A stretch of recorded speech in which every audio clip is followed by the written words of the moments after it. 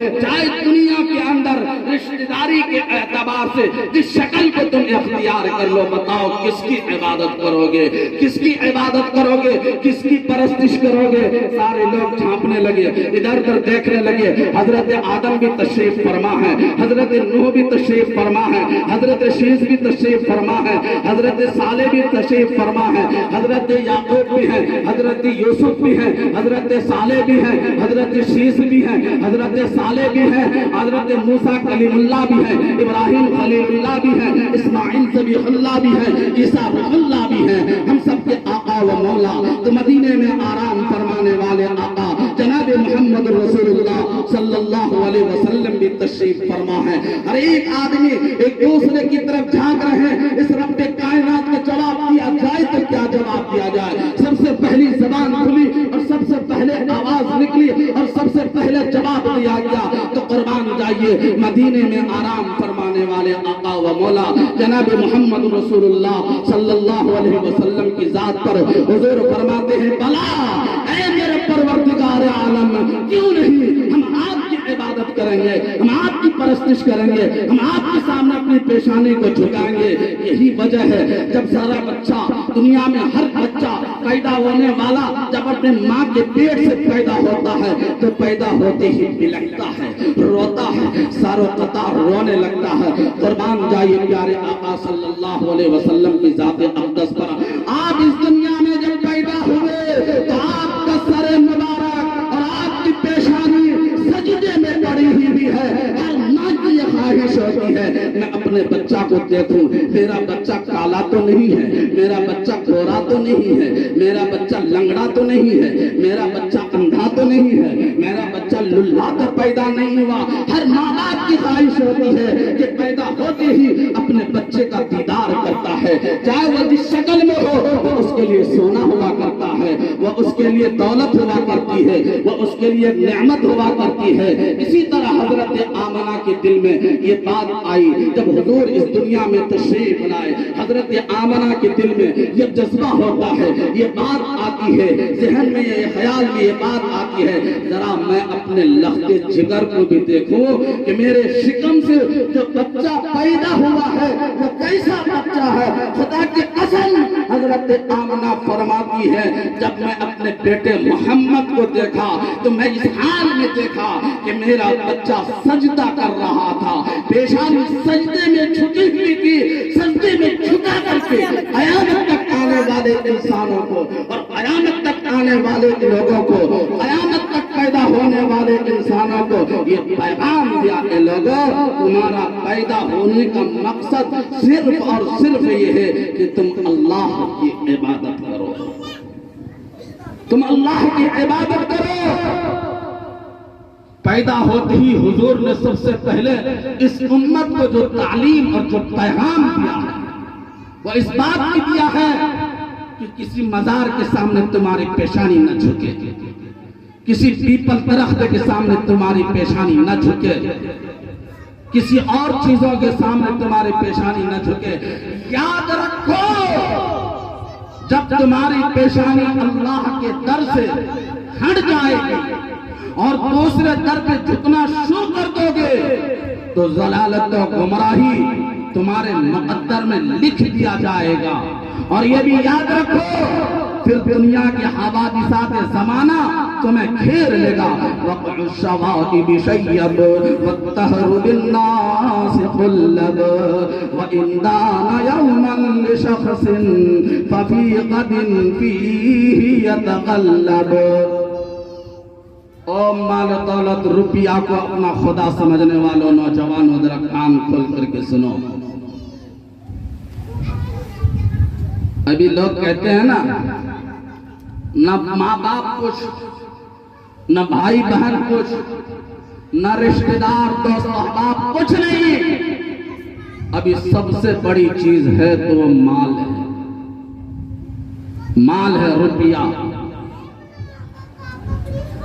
सारे चीज को खत्म कर देते हैं और इसी रुपया के बिना पर अल्लाह के नबी सल्लल्लाहु अलैहि वसल्लम फरमाते हैं हर उम्मत के लिए कोई ना कोई फितना जरूर होगा और मेरी उम्मत में जो सबसे बड़ा फितना पैदा होगा। आज ये उम्मत माल के फितने में इतना मुब्तला है कि मैं आपको सिर्फ 2 बातें बता करके अपनी कुर्सी छोड़ दूंगा। मैंने 2 आयतें पढ़ी हैं। पहली आयत, या अय्युहल्लज़ीना आमनू इन्नमल खम्रु वल मैसिरु वल अंसाबु वल अज़लामु रिज्सुम मिन अमलिश शैतान फज्तनिबूहु लअल्लकुम तुफ्लिहून। मैं कोई रामायण नहीं पढ़ रहा हूँ, काज़ी किराम तशरीफ फरमा है, कान खोल करके सुन लीजिए। यह कुरान करीम की आयत है और इस आयत में अल्लाह क्या पैगाम देता है। इस आयत के जरिए से मैं नौजवानों को पैगाम देता हूं, चाहे वह मर्द हो या औरत हो, चाहे वह लड़के हो या लड़की हो। ये उम्मत अभी कहां जा चुकी है और कहां खड़ी है और आने वाले जमाने में ये उम्मत कहां जाएगी, जरा इस आयत को समझिएगा। ये कुरान कहता है, ईमान वालों, काफिरों को खिताब नहीं किया, मुश्रिकों से नहीं कहा, यहूद और नसारा से नहीं कहा, बुत परस्तों से नहीं कहा, चांद सूरज के पूजने वालों से नहीं कहा, बल्कि अल्लाह उनसे कह रहा है जिन्होंने अपनी जिंदगी में ला इलाहा इल्लल्लाह मुहम्मद रसूलुल्लाह पढ़ा है। और कलिमा पढ़ने वाले बाद मुसलमानों के घर में पैदा हो गए। आप मुसलमान हैं, है ना? अगर आपसे जान मांगी जाए आप जान नहीं देंगे, माल मांगी जाए माल नहीं देंगे, लेकिन नाम लेवा मुसलमान है, गाय गोश्त भैंस का गोश्त खा लिया तो हम मुसलमान। सुनिए, ये मुसलमानों की 3 तरह की जमातें हैं। पहली वो जमात जब उन्होंने ईमान लाया तो सबसे बड़ी चीज उनके सामने ईमान था। न माल और दौलत की कोई अहमियत थी, न औलाद की कोई अहमियत थी, न जिंदगी की कोई अहमियत थी। सहाबा किराम का यह जमाना था। और दूसरी वो जमात जो उसके अंदर ईमान भी इतना ही मजबूत, लेकिन आजार की वजह से वो जिहाद में शरीक नहीं हो सकते, दूसरे कामों में हाथ नहीं बटा सकते, माजूर है। किसी को हाथ नहीं है तो किसी को पैर नहीं है, किसी को हाथ नहीं है, आंख नहीं है, माजूर है। लेकिन ईमान उसका इतना ही मजबूत है, अल्लाह उतना ही अजर और उतना ही सवाब उसको देगा जितना पहली जमात को दे रहा है। लेकिन माजूर है। नबी पाक सल्लल्लाहु अलैहि वसल्लम के जमाने में एक सहाबी हजरत अमर इब्न जमूह रज़ियल्लाहु ताला अन्हु एक पैर से माजूर है। ग़ज़वा उहद का ऐलान हो गया और सहाबियों, कुफ्फार और मुशरिकीन से मुकाबला करना है, कुफ्फार और मुशरिकीन से लड़ाई करनी है, जिहाद करना है। सारे सहाबा तैयार हो जाएं और सारे सहाबा सामान सफर लेकर के अपने अपने घरों से निकल जाएं। नबी पाक सल्लल्लाहु अलैहि वसल्लम का यह ऐलान ग़ज़वा उहद के मौके से होता है। सहाबा अपने घरों से निकल जा रहे हैं। एक सहाबी हजरत अम्र इब्न जमूह जो पांव से माजूर है, वह सहाबी ज़ारो कतार रोने लगते हैं और अर्ज करते हैं, या रसूल अल्लाह, जिहाद में जाने की इजाजत मुझे भी दे दी जाए। उस सहाबी के बाप जा रहे थे ग़ज़वा उहद में, कहा मेरे बाप को रोक दिया जाए और मुझे इजाजत दे दी जाए। अल्लाह के नबी सल्लल्लाहु अलैहि वसल्लम ने दोनों बाप बेटे को बुलाया, फरमाया तुम राजाओ, बेटे को जाने दो। वो सहाबी बाप कह रहे, या रसूल अल्लाह, जमूह जाएगा, पैर से माजूर है, नहीं जाएगा, अल्लाह उतना ही अजर देगा, उतना ही सवाब देगा। मैं तो माजूर नहीं हूँ, अगर मैं नहीं गया कल क़यामत के दिन मैदान महशर में रब्बे कायनात अगर पूछ लिया कि बताओ तुम ग़ज़वा उहद में क्यों शरीक नहीं हुए, तो मैं क्या जवाब दूंगा? या रसूल अल्लाह, मुझे जाने की इजाजत दे दी जाए, मैं जाऊंगा या रसूल अल्लाह। दोनों बाप बेटे को इजाजत मिल गई, पैर से माजूर है। ग़ज़वा उहद में जब कुफ्फार और मुश्रिकीन की तरफ से तीरों की बारिश होने लगी, तलवारें चलने लगी। हजरत अमर इब्न जमूह रज़ियल्लाहु ताला अन्हु कुफ्फार और मुश्रिकीन के बीच में जाते हैं, बेशुमार काफिरों को कत्ल करते हैं, उसे मैदान उसे जहन्नम वासिल कर देते हैं। वक्त आता है हजरत अमर इब्न जमूह रज़ियल्लाहु ताला अन्हु शहीद हो जाते हैं। जंग खत्म हो गई, कुफ्फार मुश्रिकीन अपने तरफ रवाना हो गए। हुजूर पाक सल्लल्लाहु अलैहि वसल्लम ने ऐलान फरमाया, ओ सहाबियों, जितने जानसार हमारे शहीद हुए हैं, मैं ऐलान करता हूं सबों को जन्नतुल बकी में दफन किया जाए। सारे सहाबा सारों कतार रो रहे हैं, इतने सहाबी शहीद हो गए, सारों कतार रो रहे हैं, ऊंट पर लाशों को रखा जा रहा है। अमर इब्न जमूह रज़ियल्लाहु ताला अन्हु जिस ऊंट पर है, उस ऊंट को जन्नतुल बकी की तरफ ले जाया जा रहा है और ऊंट बहुत पहाड़ की तरफ जा रहा है, जन्नतुल बकी की तरफ ले जाया जा रहा है, तो ऊंट बैठ जा रहा है, जाने के लिए तैयार नहीं है। अल्लाह के नबी के पास सहाबिया, या रसूल अल्लाह, जिस ऊंट पर हजरत अमर इब्न जमूह की लाश है, वो ऊंट जन्नतुल बकी की तरफ जाने वाला नहीं है, जन्नतुल बकी की तरफ ले जाया जा रहा है, तो ऊंट बैठ जाता है और पहाड़ की तरफ जाने के लिए तैयार है। अल्लाह के नबी सल्लल्लाहु अलैहि वसल्लम ने फरमाया, रुक जाओ, इनके घर जाओ, इनके घर से पूछ करके आओ कहीं अमर इब्न जमूह घर से निकलते वक्त कोई दुआ तो नहीं मांगी थी। एक सहाबी जाते हैं, घर से दरियाफ्त करके आते हैं और कहते हैं, या रसूल अल्लाह, जिस वक्त घर से ये निकल रहे थे इन्होंने दुआ मांगी थी, ऐ मेरे परवरदिगार आलम, मैं आधा पैर से जा रहा हूँ, मुझे चाहे जिंदा हो या मुझे मुर्दा हो, मेरे घर की तरफ मत लौटाना। अल्लाह के नबी सल्लल्लाहु अलैहि वसल्लम फरमाते हैं, अमर इब्न जमूह की दुआ कबूल हो गई, इसे पहाड़ में शहीद हुए दफन कर दिया जाए और बाकी सहाबा को जन्नतुल बकी में दफन कर दिया जाए। क्या दुआ थी, क्या जज्बा था, वो भी इंसान था मुसलमान, हम भी मुसलमान हैं। आज हमारी गैरत इतनी मर चुकी है, हमारी ज़मीर इतनी मुर्दे मर चुकी है, हम ज़ाहिरन मुसलमान हैं, बातिनन हम मुर्तद हो चुके हैं, मुनाफिक हो चुके हैं, गैरों का तरीका हम इख्तियार कर चुके हैं। अली इब्न अबी तालिब रज़ियल्लाहु ताला अन्हु قال قال رسول الله صلى الله تعالى عليه وسلم يوشك على الناس أن يأتي زمان لا يبقى من الإسلام إلا اسمه ولا يبقى من القرآن إلا رسمه مساجد معامرة وهي خراب من الهدى। हजरत अली फरमाते हैं, हुजूर ने पेशिंगोई वक्त फरमाई, एक वक्त आएगा, एक जमाना आएगा, एक दौर आएगा, एक लम्हा आएगा, सिर्फ नाम के मुसलमान बाकी रह जाएंगे, अंदर से वो मुर्तद हो चुके होंगे, अंदर से वो मुनाफिक हो गया होगा, सिर्फ नाम से वो मुसलमान होगा और नाम से वो मुसलमान वाला पुकारा जाएगा, अंदर में उसे इस्लाम की कोई खूबी, कोई अलामत नहीं होगी। इतनी बात आप समझ गए। अब आइए इस आयत पर, ऐ ईमान वालों, इन्नमल खम्रु वल मैसिर, शराब, जुआ, अज़लाम, तीरंदाजी, फाल निकालना, अंसाब, बुतों की इबादत, रजसुम मिन अमल शैतान, ये शैतान के अमल है। फजतनिबू, कोई कहा दिया जाए, अरे सांप आ रहा, शेर आ रहा, भाग जाओ, कोई सुनता है कि कौन सांप है, नहीं है, चाहे वो हराराई क्यों ना हो, इंतजार करता, फौरन भाग गया।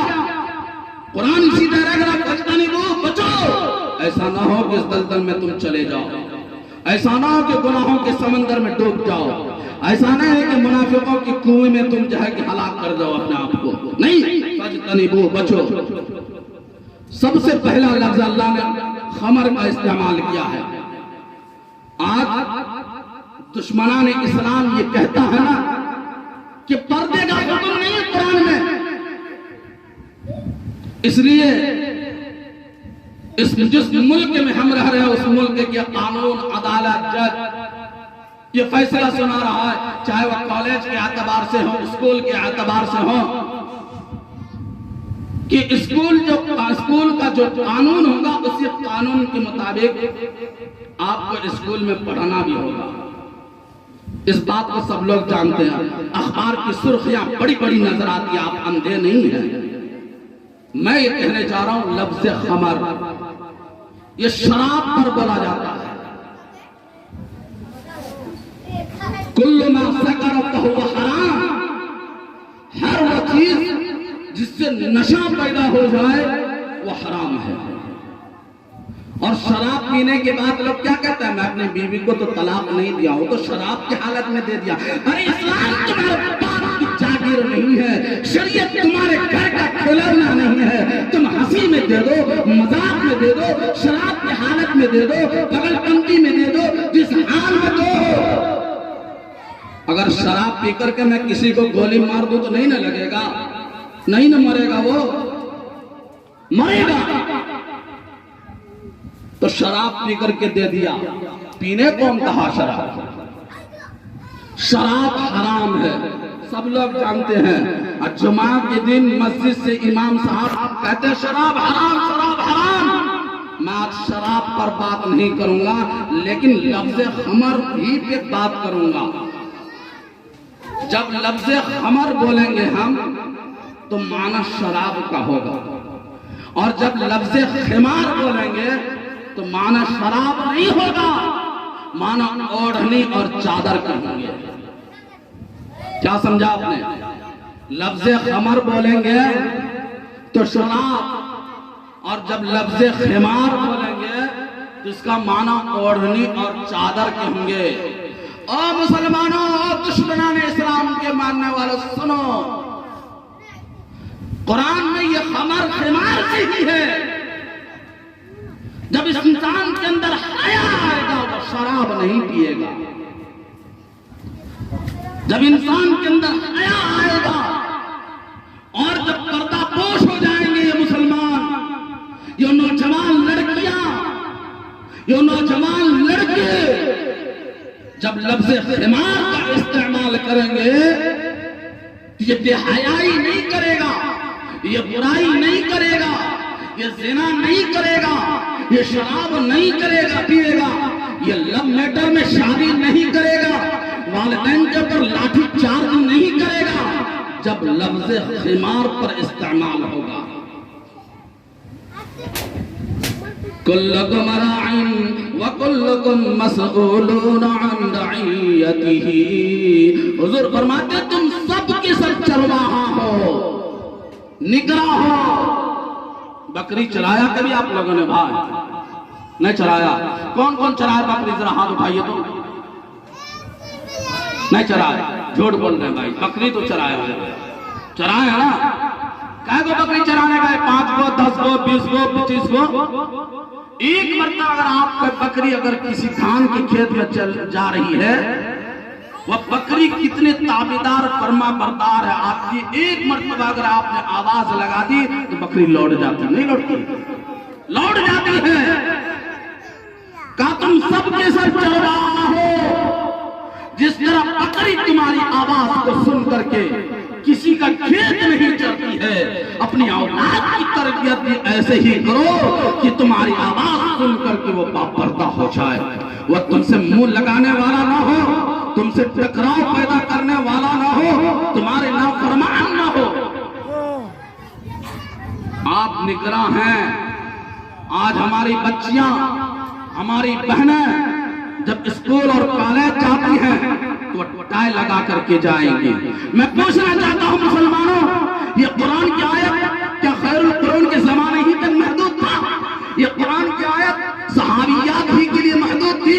नहीं। जब तक सूरज कायम रहेगा, सूरज की रोशनी पड़ती रहेगी, चांद कायम रहेगा, चांद की रोशनी पड़ती रहेगी, चांद की रोशनी बिखरती रहेगी।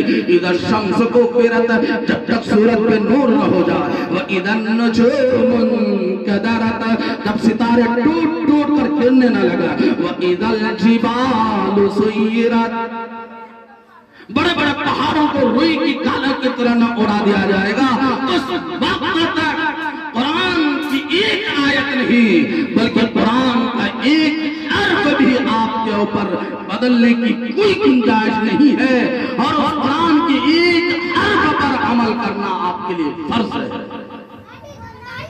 आपके लिए फर्ज है। ये हमारी बेटियां ओढ़नियां क्यों छोड़ दी, चादरें क्यों छोड़ दी?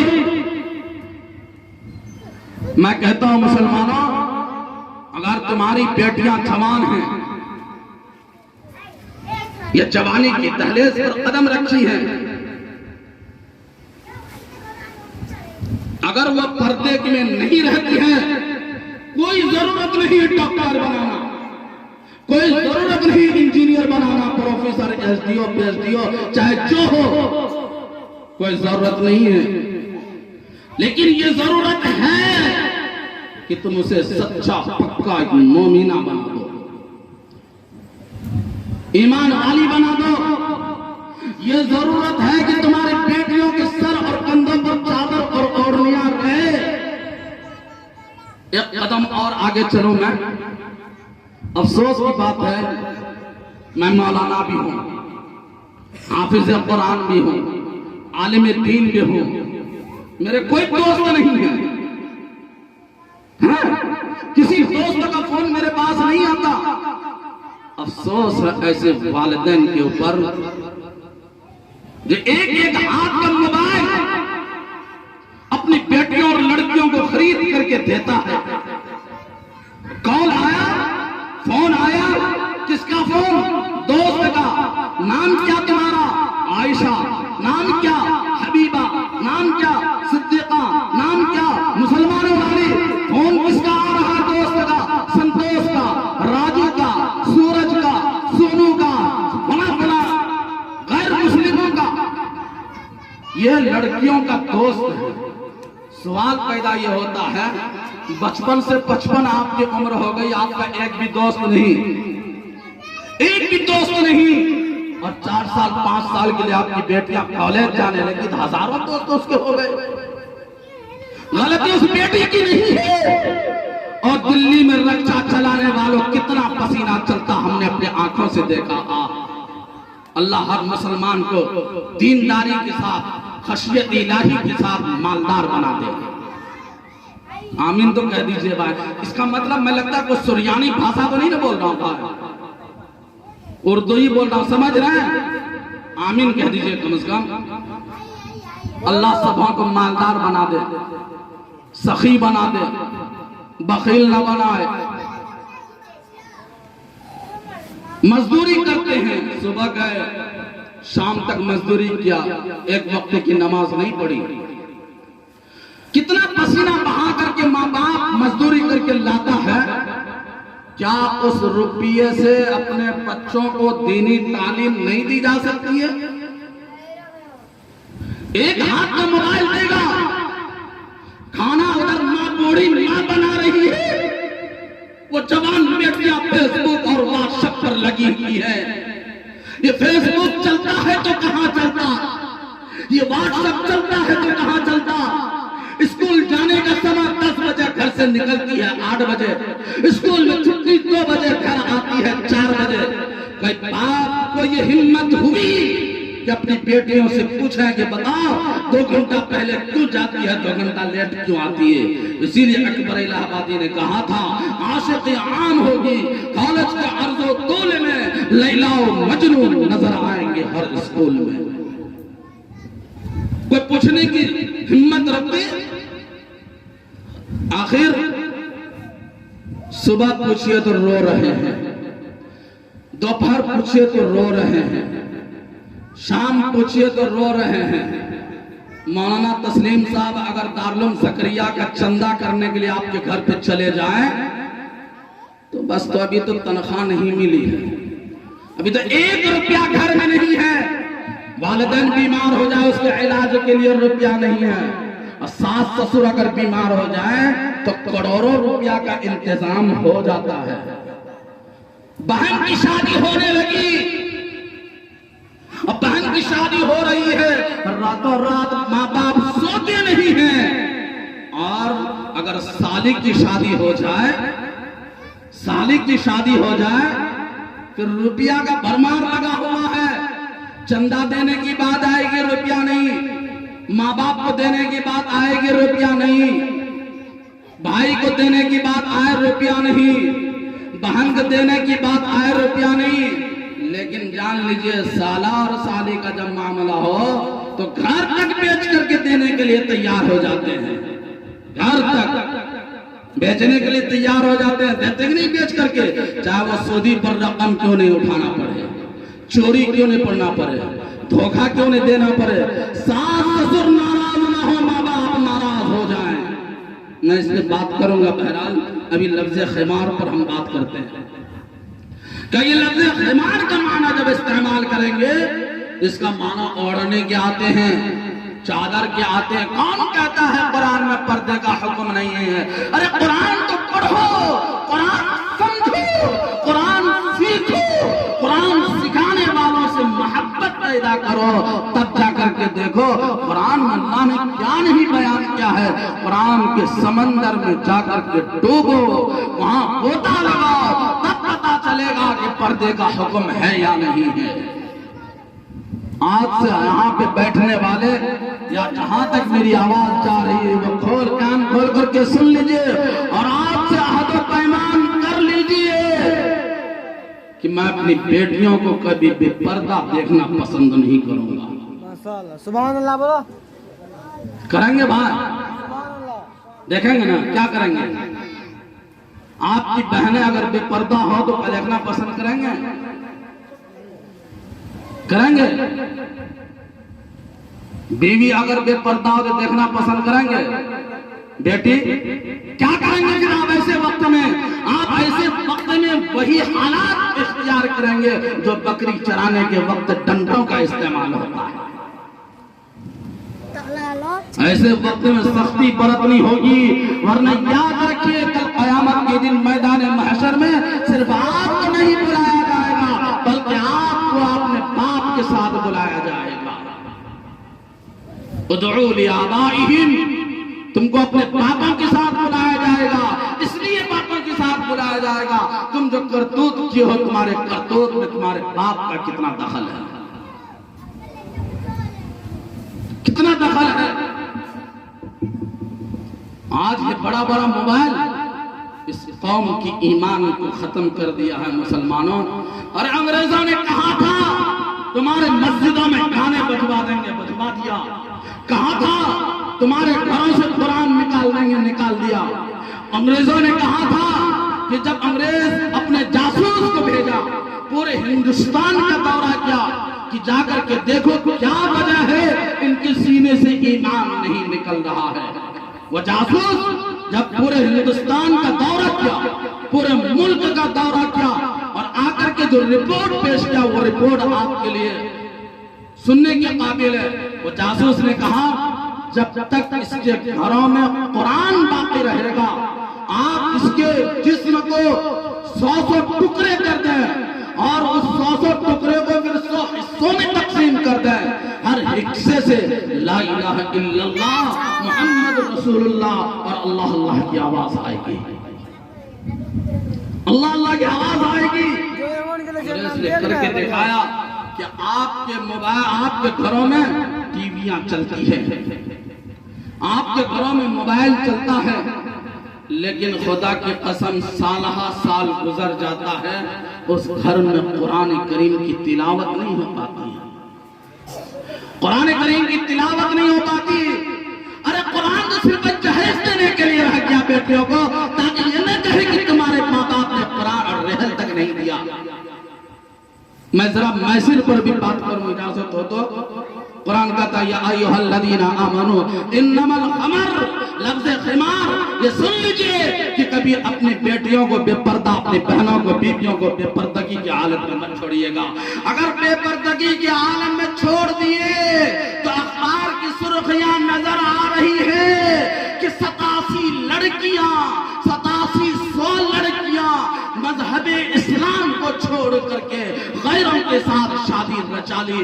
किसी को कोई हिम्मत नहीं है कि उसे फेर ले। कहां है मुसलमानों आप? नहीं बचा पाएंगे आप अपने बेटियों को, बहनों को।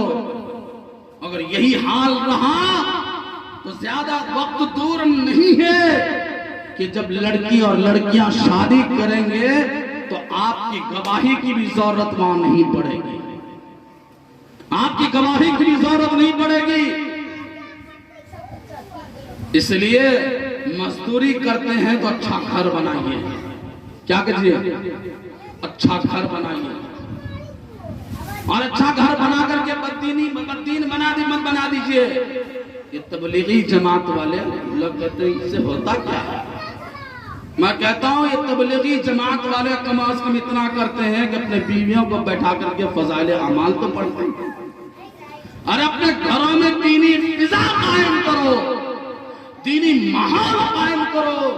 जब घरों में दीनी फिजा और दीनी माहौल पैदा होगा तुम्हारा घर कभी बर्बाद नहीं होगा, जिल्लत और रुसवाई का सामना नहीं करना पड़ेगा।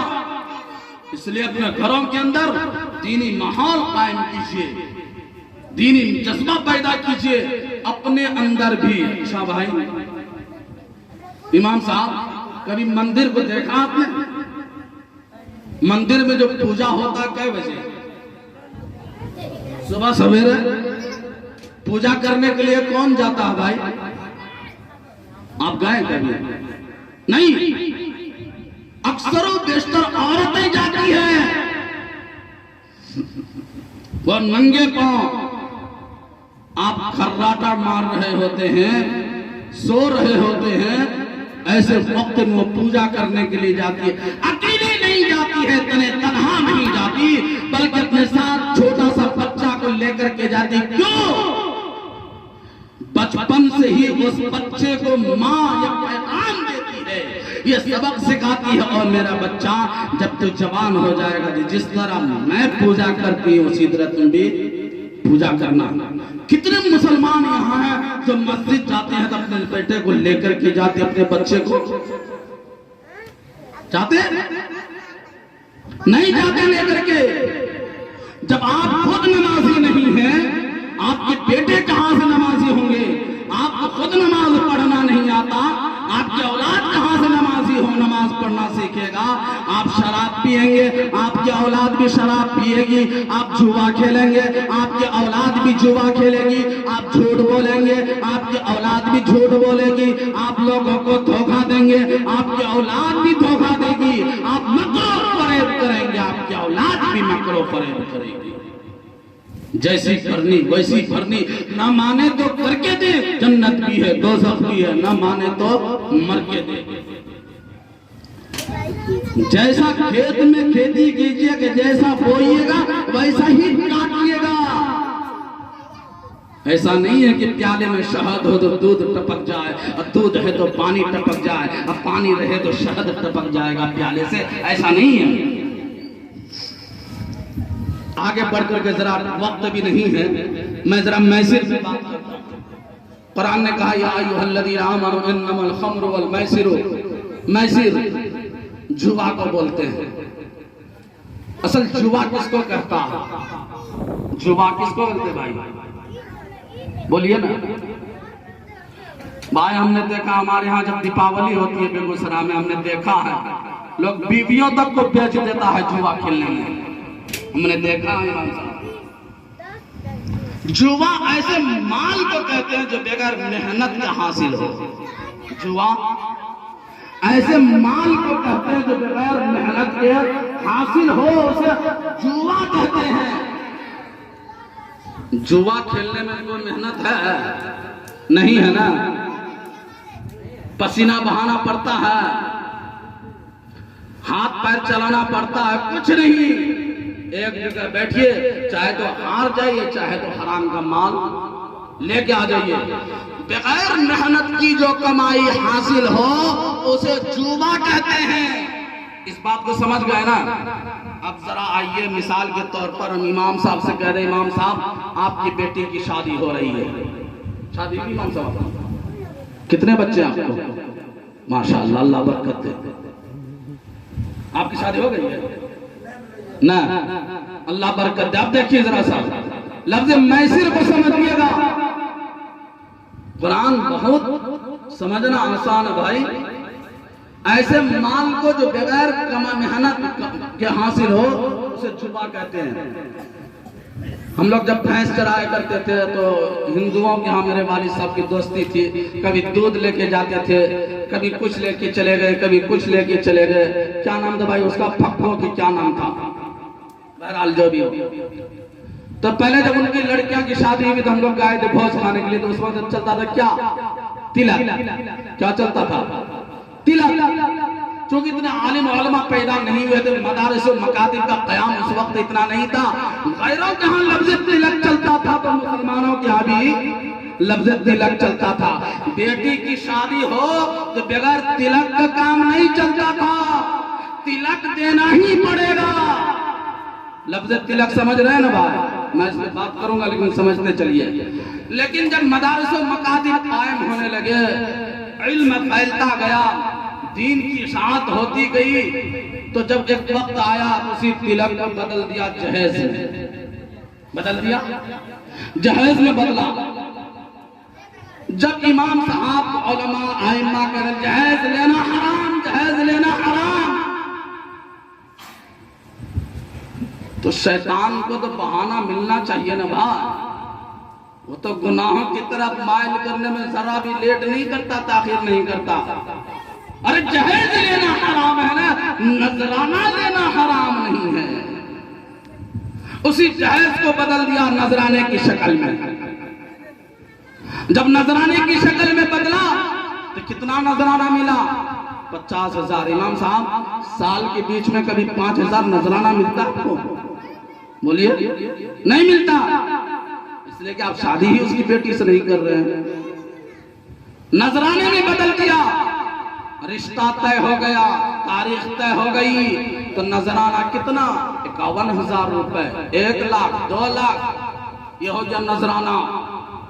जब नजराने की मजम्मत होने लगी, नजराने की मजम्मत होने लगी तो हदिया,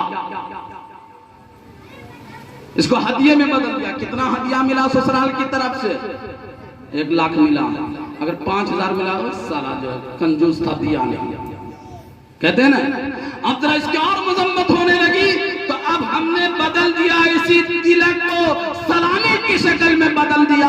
अरे सलामी कितनी मिली तुमको, 5,000 रुपए अगर लड़के को सलामी मिल जाए, ना तो लड़के की माँ खुश रहती है, ना बाप खुश रहता है, ना रिश्तेदार दोस्त अहबाब खुश रहते हैं, क्योंकि सलामी मिली है ना। और उसी सलामी को इजाफा कर दीजिए, 51 लाख बढ़ते जाइए। बहुत सखी है, बहुत अच्छा खानदान है, बहुत अच्छा रिश्तेदार है, दीनदार लोग हैं सब। आप कौन होते हैं दीनदारी का सर्टिफिकेट देने वाला? सलामी अगर लाख से ऊपर मिल गई तो घरा बड़ा दीनदार, नहीं मिलती बहुत कंजूस, बहुत बेकार लोग हैं, वहां रिश्ता करने के लायक नहीं है। मैं ये कहना चाह रहा हूं, सलामी जो आपको मिलती है, उस सलामी हासिल करने में कितनी मेहनत आप करते हैं, जरा बताइए, बोलिए, कितनी मेहनत करते हैं सलामी लेते वक्त। अल्लाह के नबी सल्लल्लाहु अलैहि वसल्लम ने इरशाद फरमाया, ऊपर वाला हाथ नीचे वाले हाथ से बेहतर है। ऊपर वाला हाथ अल्लाह पसंद करता है, नीचे वाला हाथ तंग दस्त और फकीर और मोहताज हो जाता है। तो सलामी लेते समय आपका हाथ ऊपर होता है ना, कहाँ होता, नीचे, और देने वाले ऊपर। तो नबी पाक सल्लल्लाहु अलैहि वसल्लम का फरमान है, देने वाला ऊपर वाला हाथ नीचे वाले हाथ से कहीं अफजल और कहीं अच्छा है। इसलिए नीचे वाला हाथ वाले मत बनो, बनना है तो ऊपर वाले हाथ वाले बनो। तो इस सलामी को जो हम लेते हैं, कितनी कमाई करके, कितनी मेहनत करके, कहा सुन लो, जिस तरह जुबा बगैर मेहनत का हासिल होता, इसी तरह ये सलामी बगैर मेहनत के जो लेते हो, ये भी हराम है, जान लीजिए। इसलिए अगर लड़की की शादी कीजिए या लड़का की शादी कीजिए तो कोई सलामी नहीं होनी चाहिए। शादी सीखिए अपने बच्चों का कराना, अपने लड़कों और लड़कियों का। तो हजरत साद असवद रजी अल्लाह ताला अन्हु से, काले कलौटे सहाबी हैं, काले कलौटे, हुजूर की खिदमत में रहते हैं, वजू की जरूरत पड़े तो पानी लाते हैं, खाने के लिए कुछ नहीं, हुजूर की तरफ से खाना आता तो खा करके जिंदगी बसर करते। एक दिन अल्लाह के नबी सल्लल्लाहु अलैहि वसल्लम ने हजरत साद असवद से फरमाया, ओ साद निकाह क्यों नहीं कर लेते? हजरत साद असवद फरमाते हैं, या रसूल अल्लाह मेरे पास घर नहीं है, जमीन और जायदाद नहीं है, गाड़ी और बंगले नहीं है, रहने का ठिकाना नहीं है, लड़की देगा तो कौन देगा? हुजूर खामोश रहे। कुछ दिनों के बाद अल्लाह के नबी ने फरमाया, साद निकाह क्यों नहीं कर लेते? फिर यही बात, हुजूर खामोश रहे। एक दिन अल्लाह के नबी सल्लल्लाहु अलैहि वसल्लम खुश होकर के फरमाया, ओ साद निकाह क्यों नहीं कर लेते? यही जवाब मिला। अल्लाह के नबी ने फरमाया, ओ साद असवद मैं तुम्हें पता देता हूँ, जाओ फला जगह एक सहाबी का घर है, एक लड़की है जो कुरान भी पढ़ती है, दीनदार भी है, खशियत इलाही भी है, तहज्जुद गुजार भी है, जाओ अपने निकाह का पैगाम लेकर के गए। दस्तक दी, लड़की का बाप वो सहाबी बहुत मालदार थे, बहुत बड़ा घर था, पैसे वाले थे, उनकी कुर्सी पर कोई दूसरा शख्स बैठता नहीं था। ये सहाबी हजरत साद असवद रजी अल्लाह ताला अन्हु गए और जाने के बाद उसी कुर्सी पर बैठ गए। वो सहाबी निकले, कौन कहा तुम्हें इस कुर्सी पर बैठने के लिए? ये कुर्सी सिर्फ मेरी है, इस पे कोई दूसरा बैठ नहीं सकता। हजरत साद असवद उस कुर्सी से उठ करके किनारे खड़े हो गए, पूछते बताओ किस गर्ज से आए हो, किस इरादे से आए हो? हजरत साद असवद फरमाते हैं, मैं आपसे अपने आप की लड़की के बारे में, मैं अपने निकाह का पैगाम लेकर के आया हूँ, ये सुनना था। वो सहाबी गुस्से से लाल पीला हो गए, कहा तुम्हें किसने भेजा? तुम्हारी हिम्मत कैसे हो गई मेरी बेटी के बारे में अपने निकाह का पैगाम देने के लिए? यहाँ से चले जाओ। वो असवद सहाबी हजरत साद असवद वहां से निकले, घर हुजूर के पास जाने लगे। घर से वो लड़की सुन रही थी, वो आज के दौर में कॉलेज और यूनिवर्सिटी में पढ़ने वाली लड़की नहीं थी, बल्कि वो कुरान पढ़ने वाली थी, वो तहज्जुद गुजार थी, वो पर्दा में रहने वाली थी, अल्लाह का डर उसके रगो रेशे में पैवस्त था। वो सहाबी निकल गए, अपने वालिद से वो लड़की कहने लगी, आपने ये क्या किया? ओ वालिद मोहतरम, आपकी दुनिया भी बर्बाद हो गई, आपकी आखिरत भी बर्बाद हो गई। आज तक आपके घरों पर कोई आपके लड़की की निकाह का पैगाम लेकर के कोई नहीं आया था, और ये काले कलोटे सहाबी आ गए। ये हुजूर के खादिम खास हुजूर ने भेजा होगा। रब्बे काबा की कसम, अगर हुजूर के पास आपकी शिकायत पहुंच गई, आप यहाँ भी बर्बाद हो जाएंगे, वहां भी बर्बाद हो जाएंगे। दौड़ करके जाइए, मैं उस काले कलोटे सहाबी से शादी करूंगा, मैं तैयार हूँ। उस सहाबी को बुला करके लाइए। बाप का सेहन खुला, दिमाग खुला, वो सहाबी दौड़ते हुए गए, उस सहाबी को पकड़ करके लाए और अपनी कुर्सी पर बैठाया और पूछा, ओ साद बता, मैं समझ न सका तुम्हें किसने भेजा? क्या हुजूर ने भेजा? हजरत साद असवद फरमाते हैं, हाँ हाँ मुझे हुजूर ने भेजा है। वो सहाबी कहते हैं, मरहबम मरहबम, तुम्हारा आना मुबारक हो, आओ लड़की से तुम्हारा निकाह करता हूँ। निकाह पढ़ाते हैं, कोई बाप की जरूरत नहीं पड़ी, कोई चचा की जरूरत नहीं पड़ी, खानदान की जरूरत नहीं पड़ी, रिश्तेदार की जरूरत नहीं पड़ी, खाला खालू की जरूरत नहीं पड़ी, मामा मामी की जरूरत नहीं पड़ी, समाज की जरूरत नहीं पड़ी, दूसरों की जरूरत नहीं पड़ी। निकाह हो गया, और निकाह होने के बाद फरमाया, ओ साद इस घर को तो हिस्सों में तकसीम कर दो, और आधा हिस्से के मालिक तुम हो और आधा हिस्से का मालिक मैं हूं। कितना आसान है निकाह।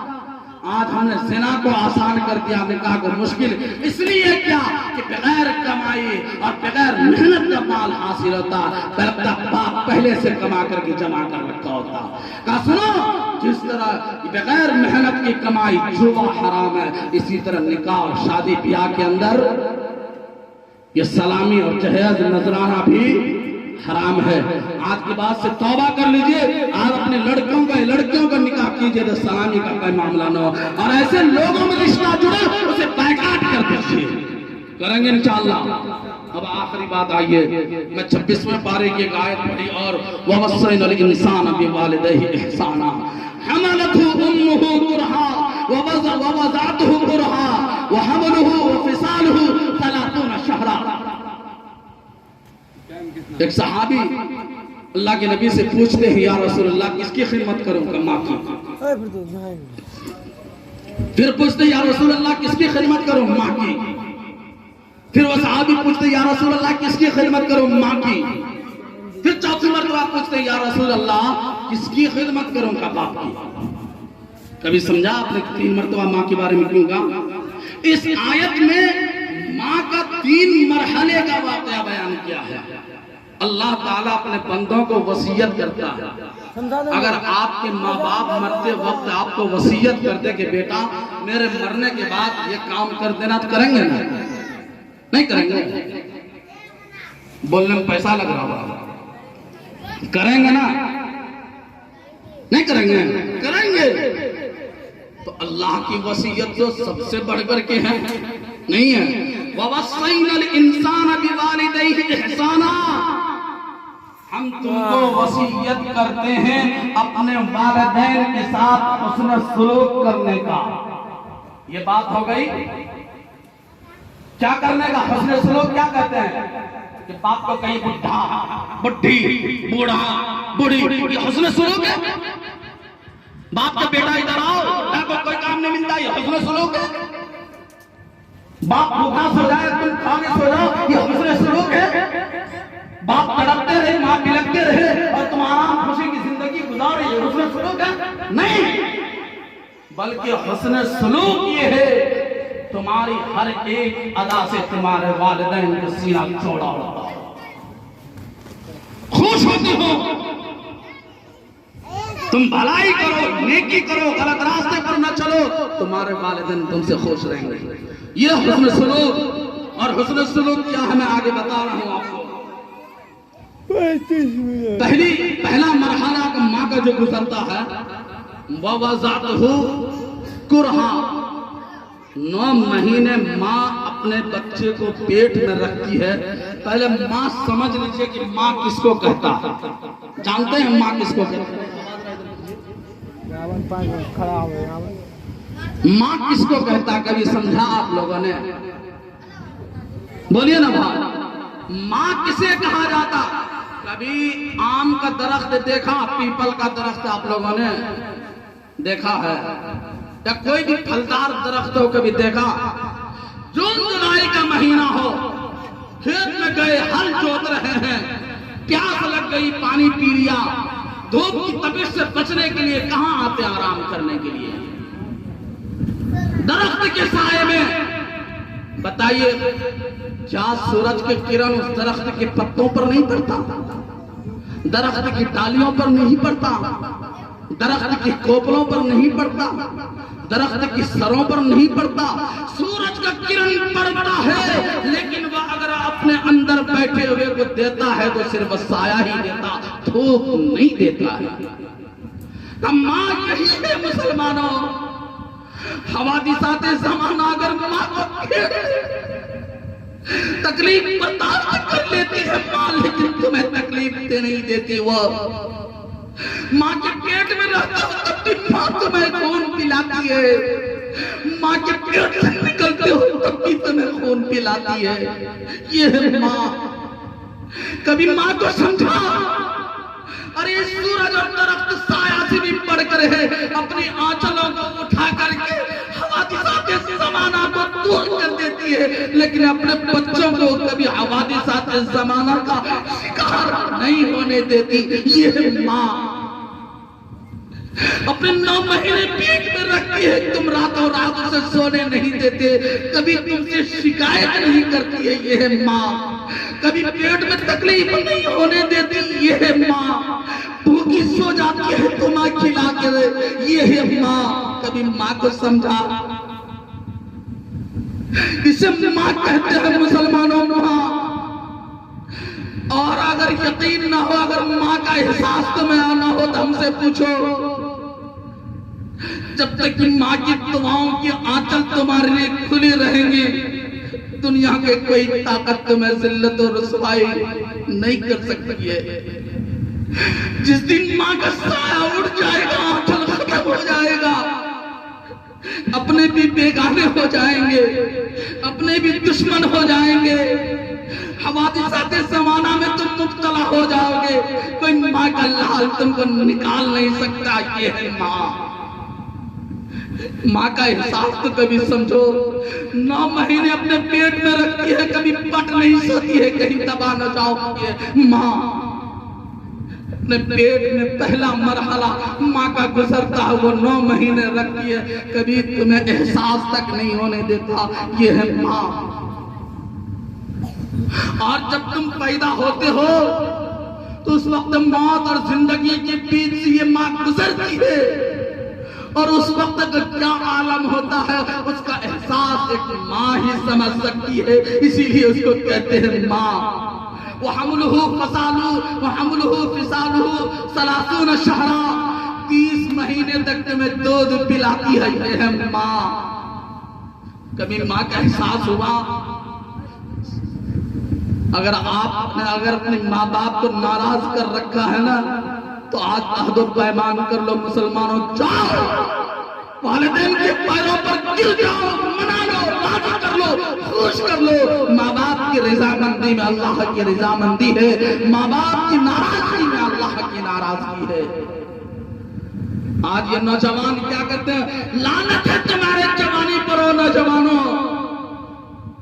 जब आज नौजवानों की शादी हो जाए, ये नौजवान क्या करते हैं?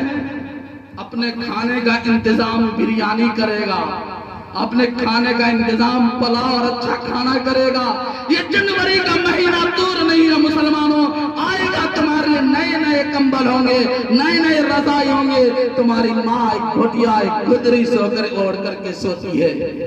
वो वक्त भूल गए जनवरी के महीने में बिस्तर पर पेशाब कर देती थी तुम। माँ अपनी आंचल को बिछा देती थी, खुद पेशाब पर सो जाया करती थी और तुमको पेशाब पर सही सोने देती थी। ये है माँ। कहीं सर्दी ना हो जाए, कहीं खांसी ना हो जाए। तुमको सर्दी होती है तो बिलखती माँ है, तुम्हारा पेशाब अटकता है तो बिलखती माँ है, तुम्हें भूख लगती है बिलखती माँ है, तुम्हें परेशानी होती है बिलखती माँ है। ये है माँ। मुसलमानों,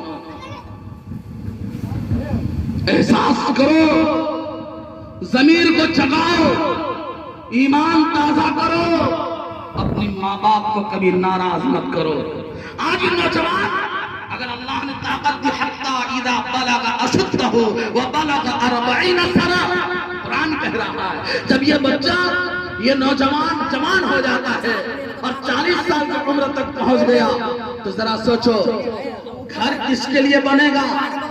अपनी बीवी के लिए। घर किसके लिए बनेगा? अपनी औलाद के लिए। अरे तुम महलों में सो रहे हो और महलों को तैयार कर रहे हो अपने सोने के लिए, और 80 साल 90 साल के तुम्हारे वालिदैन हो जाते, वो तुम्हारी परवरिश से लेके अब तक उसी झोपड़ी में रह करके आ रहे हैं और आखिरी दम तक उसी झोपड़ी में अपने वक्त को गुजार करके इस दुनिया से चले जाते हैं। उसके लिए कौन महल बनाएगा? उसके लिए आराम की चीजें कौन मुहैया करेगा? उसके लिए बिस्तर का इंतजाम कौन करेगा? नौजवानों, जहां अपने बीवी और बच्चों के लिए इंतजाम करते हो, खुदा की कसम उससे पहले अपने वालिदैन के लिए इंतजाम करो, अपने वालिदैन के लिए इंतजाम करो। ये है माँ। लेकिन आज अफसोस, मैं एक वाकया सुना करके मैं अपनी बात खत्म करता हूं। हजरत पीर जुल्फकार नक्शबंदी दामत बरकातहू एक वाकया बयान करते हैं। खत्म कर भाई, ये वाकया सुना दे, छोड़ दे, सुन लीजिए। यह फरमाते हैं कि मेरे यहाँ एक शख्स की शादी हुई। कितनी उम्र में शादी होती है? कितनी उम्र में? 20 साल में, 25 साल में। 20-25 साल की उम्र में शादी हुई तो उस शख्स को औलाद जो हुई 20 साल के बाद। कितने साल के बाद? 20 साल के बाद शादी औलाद हुई, एक बेटा, उसको पढ़ाया लिखाया, बड़ा आदमी बनाया, हत्या के लिखा है कि वो एसडीओ बन गया। जवान हो गया, शादी की वक्त शादी की बात चली, अपने माँ से कहा मेरी शादी करा दो, मैं तो जवान हो गया। तो माँ ने कहा बेटा तुम जवान हो, पढ़े लिखे हो, जहां तुम्हें अच्छा रिश्ता लगे तुम तय करो, मैं तुम्हारी शादी करा दूंगा। शादी करा दिया। रिश्ता तो मुख्तसर सुनते चलिए, इसलिए कि घंटी बज चुकी है, मिलाद लेट से शुरू करेंगे, घंटी पहले बजाएंगे, वो समझ रहे हैं। मुख्तसर यह है कि शादी भी हो गई। शादी होने के बाद उसकी बीवी कहने लगी इस देहात में मैं कैसे रहूंगी, यहाँ लाइट का इंतजाम नहीं है, रहने का इंतजाम नहीं है, सही से रहने सहने का इंतजाम नहीं है, इसलिए मैं यहाँ रहने के लिए तैयार नहीं। तो बेटा अपनी माँ से कहने लगा क्या करो? तो माँ ने कहा बेटा जहां तुम ड्यूटी करते एक होता टी पार्लर, देखते हैं क्या नगर चौक पे टी पार्लर। ईद बकरीद में देख लीजिए, शादी ब्याह के मौके से मैं वक्त नहीं मैं बताता कि टी पार्लर क्या होता है। तो ड्यूटी पे जहाँ रहता था वहां अपनी बीवी को लेके चला गया। 10 दिन में 15 दिन में जब मिलने के लिए माँ बाप से आता था तो अपने घर से कह करके आता था कि जा रहा हूँ सिर्फ 2 घंटे में आ जाऊंगा। कितने में?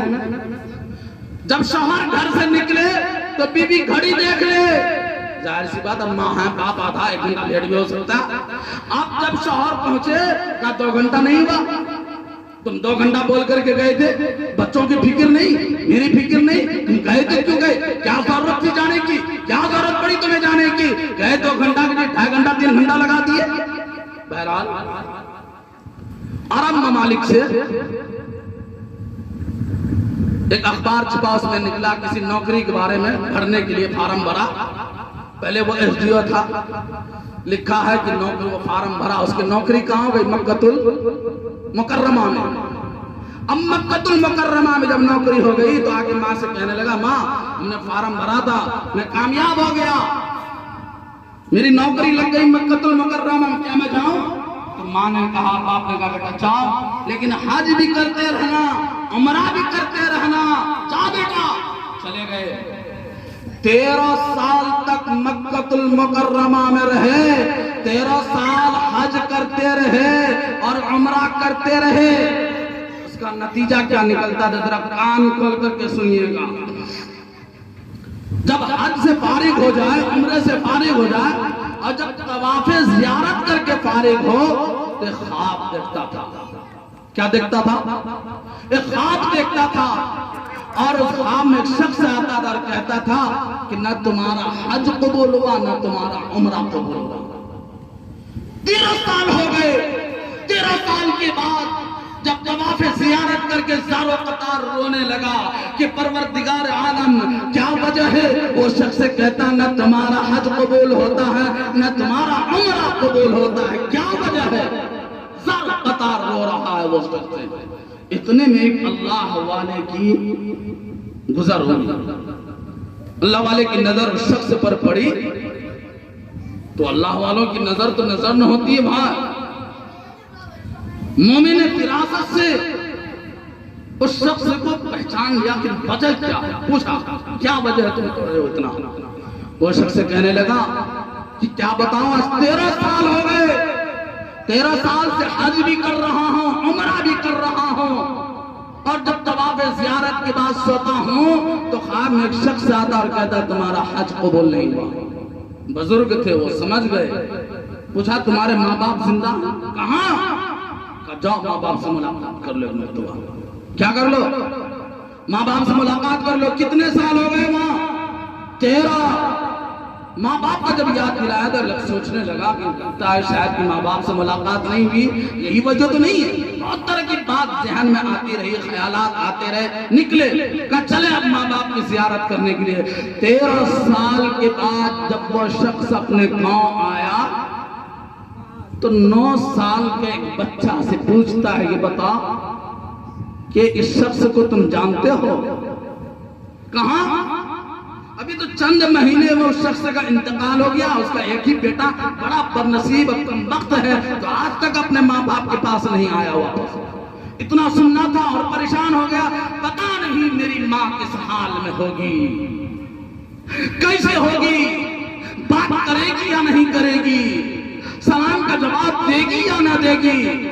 सोचते हो चूंकि 9 साल के बच्चे की जबान से ये बात सुन ही लिया था। अभी कुछ दिन पहले तो उसके बाप का इंतकाल हो गया। वो बच्चा जानता नहीं था कि नालायक बेटा उसी का है, कबाब नालायक बेटा है। गए घर, दरवाजा लगा हुआ, अंदर से कुंडी नहीं लगी हुई थी। दरवाजा खोला तो देखा चारपाई पर एक खुसट बुढ़िया। अरे जिसको 20 साल की बाद औलाद हो, फिर उतने दिन के बाद उसकी उम्र कितनी होगी? कोई औलाद नहीं उसके पास। खुसट बुढ़िया चारपाई पर लेटी हुई है, आंख की बीनाई खत्म हो गई है। और वो शख्स जब घर गया तो देखता माँ चारपाई पर लेटी हुई है, आंख बंद। वो समझ रहा, सोच रहा है क्या मेरी माँ जगी है या नहीं। अगर जगी है तो सलाम करूं, जवाब मिलेगा या नहीं। और अगर सोई होगी तो कैसे सलाम करूंगा, जवाब का इंतजार, सुन जागने का इंतजार कर रहा हूं। तो गया, देखता क्या है कि माँ की आंख बंद है और दोनों हाथ उठा करके दुआ कर रही है। क्या दुआ कर रही है, जरा गौर से सुनिएगा। तो अब बेटा अपने कान को माँ के मुंह के पास रखा, देखूं जरा दुआ क्या हो रही है, क्या दुआ हो रही है। माँ के मुंह के पास कान लगाया, आंख की रोशनी तो थी नहीं कि बेटा को देख सके। माँ ये दुआ कर रही है, ऐ परवरदिगार आलम, तो जानता है कि मेरा शौहर का इंतकाल हो गया, मेरा कोई और नहीं है परवरदिगार आलम।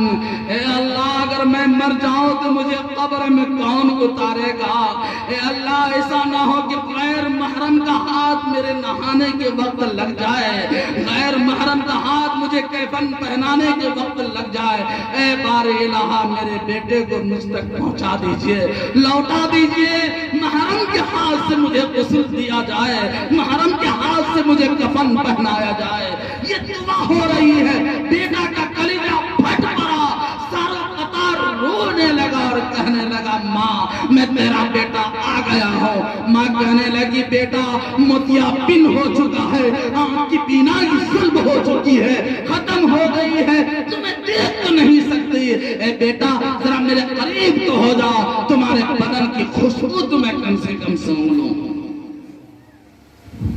तुम्हारे बदन की खुशबू तो सूंघ लो। बेटा करीब होता है, माँ सर पर हाथ रख करके कहती है बेटा उस परवरदिगार आलम का लाख लाख शुक्र है जिसे तूने तुझे मेरे तक पहुंचा दिया कि अब तो मुझे यकीन हो गया कि मुझे नहलाने के लिए तू तैयार होगा, मुझे कफन देने और पहनाने के लिए तू तैयार होगा। हफ्ता दिन नहीं गुजरा, उस माँ का इंतकाल हो गया, उस माँ को नहला और दफना करके उसे दफन कर दिया गया। अरे तुम 23 साल 25 साल तुम मक्कातुल मुकर्रमा में रहो, कहीं रहो, माँ की खिदमत और माँ को तुमने आराम और सुकून न दिया तो 13 साल के हज और उम्र भी बर्बाद हो गए। समझा क्या आपने माँ बाप को? इसी को कुरान ने कहा ववस्सैनल इंसान बिवालिदैहि इहसाना हमलतहु कुरहा व वज़अतहु कुरहा व हमलुहु व फिसालुहु 30 शहरा। 3 मरहले से माँ गुजरती हैं। आज से नौजवान तौबा कर लो, तुम्हारे वालिदैन की दवाई नहीं तो उसका इंतजाम तुम करोगे, तुम्हारे वालिदैन बीमार हैं उसकी खिदमत तुम करोगे, कहीं जाने का इरादा उसका इंतजाम तुम करोगे, कहीं खुशी का मौका है उसके आराम और उसके जाने के असबाब तुम मुहैया करोगे, तुम्हारी जिम्मेदारी है। इसलिए अब तो तुम्हारे वालिदैन माजूर हो गए।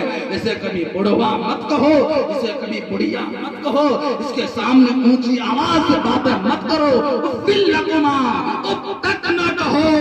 उफ कहते हैं नाखून के अंदर जो मैल रहता है उस मैल के बराबर भी की गुस्ताखी अपने वालिदैन के सामने मत करो। नहीं करेंगे ना इंशाअल्लाह। अल्लाह ताला से हम दुआ करते हैं अल्लाह ताला इस घर के अंदर हर तरह की भलाई मुक़द्दर फरमा दे, इस घर से हर तरह की शुरूर फितन से दूर कर दे और इस घर में दीनी माहौल और दीनी फिजा कायम कर दे, खैर बरकत का जरिया बना दे। इस घर में पलने वाली नस्लें दीन का दाई व शैदाई बन जाए। आप लोग आमीन कह दीजिए भाई। अल्लाह ताला हर तरह की खुशी से इस घर वालों को अल्लाह ताला अता कर दे। अल्लाह ताला हम सबों को अमल की तौफीक अता फरमाए। आमीन सुम्मा आमीन। व आखिर दवाना अनिल हम्दुलिल्लाहि रब्बिल आलमीन। दुआ कर लीजिए, अल्लाहुम्मा अंतस सलाम व मिनकस सलाम।